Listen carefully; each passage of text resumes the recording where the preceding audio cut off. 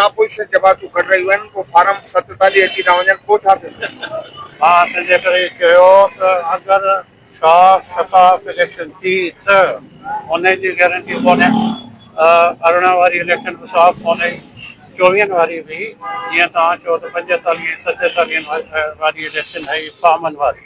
तो पर मां हिकिड़ी ॻाल्हि इहा बि दोहरायां, 2 इलेक्शनूं अहिड़ियूं त पाकिस्तान शायदि डाइजेस्ट करे वियो, पर 3 इलेक्शन अहिड़ी अगरि थी त मां नथो ॾिसां त पाकिस्तान हिन जो मुअतमर थी सघे। पाकिस्तान खे अहिड़ो नुक़सानु थींदो जो पोइ शायदि हुनखे केरु फिक्स न थी करे सघे। त पाकिस्तान 3 धांधली ज़दा, फार्म 45 ज़दा, फार्म 47 ज़दा इलेक्शन जो मुअतमल कोन थी सघंदो, ऐं पाकिस्तान बार कोन खणी सघंदो। इमरान ख़ान पंहिंजे मौक़िफ़ ते बीठो आहे, बिल्कुलु। इमरान ख़ान मां सम्झां थो त तमामु रिजिड मौक़िफ़ ते जेको बि हुनजो मौक़िफ़ आहे हुनजो बीठो आहे, पर सियासत में थोरी लचक बि हुजणु ज़रूरी आहे।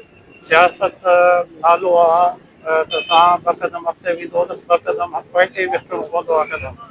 हा, मौक़िफ़ त मां कोन थो चवां तव्हां कंप्रोमाइज़ कयो, त कॾहिं फॉरवर्ड कॾहिं बैकवर्ड कॾहिं हुते बीहणो पवंदो।